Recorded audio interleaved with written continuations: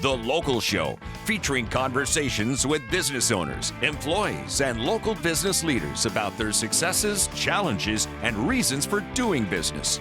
Right here in Central New York. The Local Show is locally produced by Zoey Advertising. Now your hosts, Tom and Steve. We're back again, and that means that you are too, right here on The Local Show with Tom and Steve, as we bound our way through the dog days of summer and into fall, which I hate to admit. You know, it's bittersweet at this point where I'm watering a lot of the flowers, and they're starting to, less and less flowers. Yeah, my tomato, so on our little deck, we've got tomato plants. Yeah. And Judy bought a cherry tomato one, and I have a regular tomato one. I got out of the gate quicker with the red tomato, but now mine looks like it had a blowtorch put on it. It's like, and we water it a lot. I think it got some kind of a disease. It looks like something's eating the leaves or something. Oh, it could do that too. So no, my flowers start to look like the bedrock of my life, eroding. Yeah, I was speaking with Mike Johnson this week, and we were chatting, and I was talking about your deck. I said, "Hey, I said on the deck you did over at Tom's." That's a patio, but yeah, you're right. That's a patio. I stand corrected daily by you. Thank you. That's I don't want people to think I have a deck. Okay. I don't know why. Do you have a pool? No, I don't have a pool. That's clear. But the patio is nice. And it's lovely. I had my Aunt Carolyn over. I hadn't had her over in a while. And I said, you know what? The inside of the house is not done. It's not complete. So, but if I keep waiting for my house to be complete, I'll never have anyone over. Your house is good. What are you talking about? It's beautiful in there. There's all sorts of stuff. Are you missing some molding or something? Yes, molding and things. And a door on the basement. I still haven't put the door on. But anyway, she came over and she, we were talking about food earlier and why I'm screwing up with my diet. She made a regat pound cake with icing and little blueberries on the top. All right, it was kind of an Italian. Oh man, I must have had half of it with a coffee, and it was just wonderful. So do I not get invited to the Italian club when I call that regatta? No, you got to call it regat. Okay, yeah, because it's delicious. I love it. Well, look, we do have an Italian person coming on the show, and they're in the studio now. So you have to talk about Safe Harbor first, and then we'll get to her. So tell me about Safe Harbor Wills and Trust. Well, I don't think John's Italian. No, he's not. That counts. No, that's a bit Irish. So if you haven't made a plan to protect your home and life savings, talk to the folks at Safe Harbor. It's one of those things you keep putting off and putting off. If your house isn't in a trust and you go to a nursing home, yikes. Yeah, that's expensive. That's expensive. $14,000 a month. Oh, that would be a bargain. It's closer to 20 now, Tom. Oh, golly. Depending, if they feed you or not. It's very expensive. But talk to them, safeharborwillsandtrust.com. Here on the weekend, you can hit the website and fill out a form, and they'll get back to you with answering your questions. You say, how much is this, and what do I do? They do that. Or you can call the 370-9977. I think they have an answering service or whatever on the weekend, but 370-9977, safeharborwillsandtrust.com, Tom. Thank you so much. And now it's time to introduce Kristina Ferrare. She's the Mobile Maple Experience Coordinator for New York State Maple. How are you? Good morning. I'm doing well. How are you guys today? Very good. I don't think I've talked to you in a little while. You were on few months back. In the spring, yes, for Maple Weekend. Yes, it was Maple Weekend. There was still snow on the ground. There was. Oh, good golly. So, Kristina, first tell us your background, and then we'll talk about how that dovetails with the mobile experience and all. Oh, sure. My background is in forestry management. So I went to forestry school and trained to help landowners manage for multiple goals. So you wanted to be a lumberjack? Woods. No, a lumberjack is something different. Yeah. Oh, I'm sorry. Yes. But foresters learn the art and science of manipulating vegetation in the woods to help landowners make good choices when they are thinking about what to do with their forests. So some landowners are interested in encouraging different wildlife. Some landowners want to grow timber. Some landowners have sugar bushes and want to encourage maple trees with big crowns. And so I took the extension route. I worked for a long time for Cornell Cooperative Extension. Okay. Where did you do your undergrad work? My undergrad work, which is in history. Oh. I went to Hamilton College. Oh, beautiful place. And I did my graduate work in forestry at UMass Amherst, which I know that does not make me a stumpy, but still. Yeah, that's pretty cool. Yeah. Did you ever want to go to the rainforests? Have you ever been? I have never been to the rainforests. I think it's always interesting to visit different ecosystems and compare them to what we have here in the Northeast. Even the West Coast ecosystems and Southern ecosystems are very different. Cool. Now, can you identify funguses and problems with trees and stuff too? Is that part of your It degree? is part of my training. Yeah, I don't have a huge pathology background, but we are trained to recognize common funguses, also damage from different invasive pests. Tom has a fungus. Among us, yeah. You do? My crabapple tree has it. Yeah. Oh, crab apples are notorious for rust and other kinds of diseases. Yeah. Yes. So I had the Bartlett tree people come over and start the process. So by spring, they tell me it's going to come back with no problem. Okay. So The fungus? No, not the fungus. Okay. No. So what got you interested in New York State maple? Well, of course, people are always interested in what they can do in their woods to help pay the taxes on their woods, right? So initially, the approach that we learn in forestry school is, wouldn't it be great if the woods could pay for themselves? And there are a lot of ways to do that. Raising timber or doing understory crops like growing azaleas or other kinds of plants to sell are different ways that people make money for You their act woods. as though everyone has a forest. No, but that's where my experience is okay. working with people that have woods. So there are people out there who actually have woods. Yes, when you drive down the highway and you remark at how beautiful the woods are, those woods belong to regular people. See, I like always thought you and I thought it was owned by the state, all that land. No, some of it is, but in the Northeast, our landowner profile is overwhelmingly private land. Can people get maple syrup from state trees, or do they like put up a big sign that says "Don't touch my trees"? Wow, we would need a whole nother episode to Sounds discuss like a no. that. No, like there's Good, a lot because of we're holding you over. there's a lot of work being done to allow producers to tap state trees, because that's an untapped resource, if you will. So maple initially was a different kind of forest product to me in school. But as I got involved and learned more about it, I also am a cook and a foodie and a supporter of agriculture of all kinds. So I became very interested in maple production for many different reasons.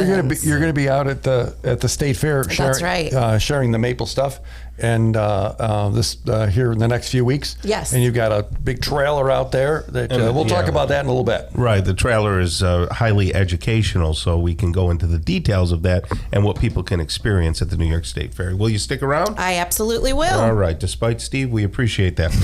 Next, we'll continue our conversation with Kristina Ferrare. So stick around for that. She is the Mobile Maple Experience Coordinator for New York State Maple, right here on The Local Show on 570 WSYR. The Local Show, featuring conversations with business owners, employees, and local business leaders about their successes, challenges, and reasons for doing business. Right here in Central New York. The Local Show is locally produced by Zoey Advertising.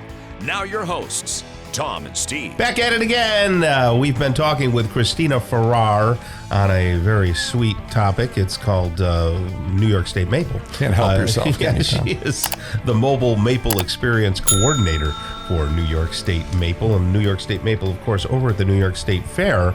Big doings, right? It's a lot. And we're going to be doing some stuff with their social media. We are. Steve and I will be hosting a series of videos and you can, well, of course, people see us on video here, but I'll actually be standing up next to Steve. First time for everything. And I'm half the size of Steve, so it'll be interesting for our why don't we go with half as tall, Tom? Yeah. What did I say? Half the size. I don't know if you're half the size. I don't know if that's actually true, but okay, yes, half as tall. I like that tall? better. Can we go with that? Yeah, sure. But the tasty things, if you go to the fair and you don't go to the horticulture building and experience maple, you've not gone to the fair. Right. And everybody does. I believe that everybody goes through that building. You go through all the buildings, right? Might as well. And there's so much there that you can get involved with. And now they have maple mallows this year. So that's kind of new with the chocolates ooh, yummy. And that Maple Experience educational trailer is right outside the door at the horticulture building where the maple exhibit is, right? Is that where it's going to be? Yeah, that's correct. We're really excited about the location. So close to the Maple Center. We are preparing for 13 days at the New York State Fair. Will you be there the whole time? I will be there most days. Okay. Welcoming people into the trailer and providing an enhanced educational experience to the Maple Center, which I think is already a main destination for really people that is, comes to the fair. So tell us, what will people see in this Maple Experience? How was it designed, and what was it designed for? So our primary audience for the Maple Experience are New York State school children, and we travel during the school year to provide kids with a look at how maple syrup is made, the history of maple syrup in the Northeast, and information about the industry and how important it is to New York State agriculture. So our exhibits are set up as a miniature sugaring operation from the woods all the way through to the sugar house, highlighting changes in technology. We have working pumps, tubing systems, reverse osmosis, ice cream, and an evaporator. You have to go inside for the ice cream to the Maple Center. Don't travel with ice cream. Maple cotton candy? Again, inside at the Maple Center. Maple popcorn? Do you cover one of the most, what I think is one of the most important questions, and that is, what's the difference between, maple syrup and real maple syrup and what you buy in the store sometimes? Because I don't think that young people understand that is high fructose corn syrup in a bottle. Exactly. So even though our message is moderation in everything, maple is still a sugar, we do make a point of explaining the difference between maple syrup, which is a one ingredient, natural, pure product, and table syrup or pancake syrup, which are the pearl milling companies and, log cabins of the world. It's just awful that they put that stuff out. And I really mean that. I don't want to be like, Mr. Health Nut, but it's not fair that it's not disclosed, because you go to a restaurant or a diner and it might be in one of the shiny tin things, right? And you don't know, and you're putting it on thinking, oh, I'm eating a good, hearty, healthy breakfast here. It's bad stuff. That's why you have a small bottle of maple syrup with you at all times. Yeah, I always worry about people that carry a small flask, but I guess I shouldn't. It could be like the scene in Elf where he's got it in his sleeve and he goes, ooh, I got some right here. No, so Tom, I have a question for you. Oh, go ahead. So this is natural. How many gallons of sap out of a tree to make 1 gallon of maple syrup? Oh, that's easy. Which means he doesn't know. 24.6. Okay, I think you're a little low on that. Little low. It's like twice that. It's like nearly 40, isn't it? It's like 44 to 1 if your sap is 2% sugar.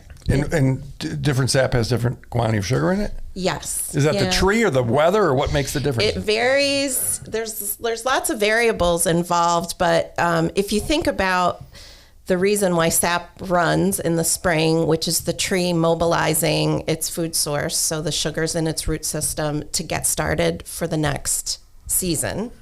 Okay.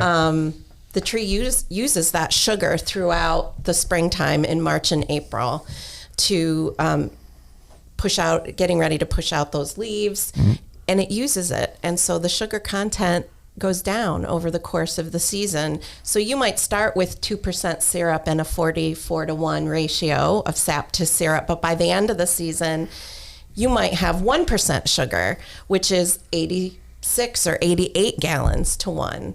So you really are tapping into a natural resource and adjusting your operation. But who said, hey, that stuff leaking out of the tree, we can eat that? Where did that start?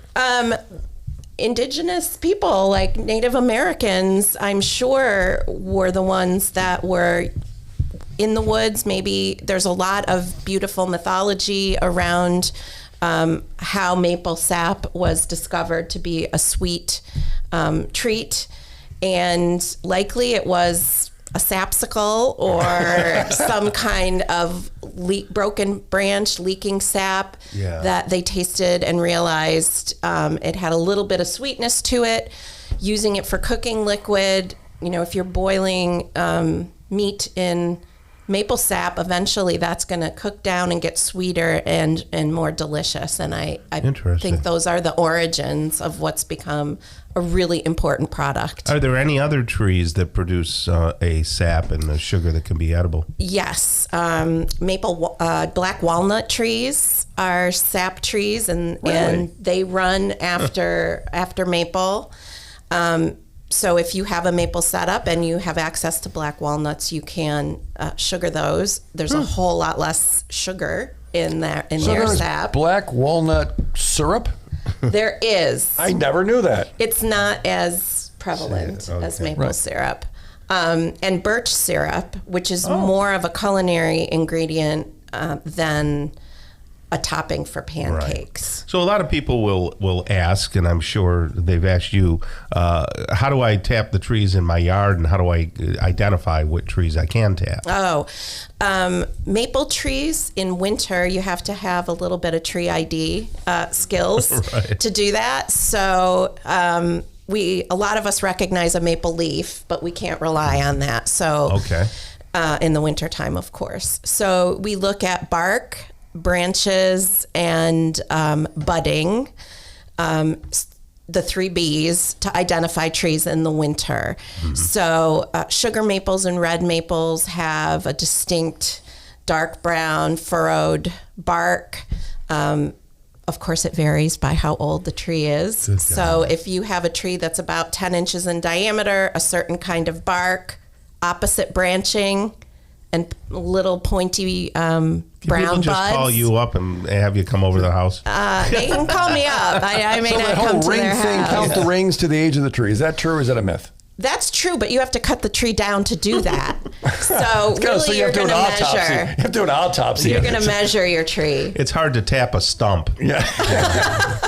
So NYSmaple.com. Yes. And you go to schools during the school year. So, I do. So maybe there's a school that would like to have that. They could connect with you. Indeed. And now this fair season, go get your maple over the horticulture building. That's right. Come and see us at the Great New York State Fair. Kristina, thank you for all you do and all your people do, okay? Thank you guys for having us. You got it. Kicking off hour number 2 of the local show, we're going to have engaging conversations with Neil Carr, Vice President of Prime Heating and Air, and then Alan Poster stops by. He's the owner of Ra-Lin's, and then Maureen Kaljeski. She's a certified podorthist at Syracuse Orthopedic Specialists, and then we'll talk with Scott Lickstein. He's a partner at Newman and Lickstein. Stick around. Hour number 2 of the local show starts really soon.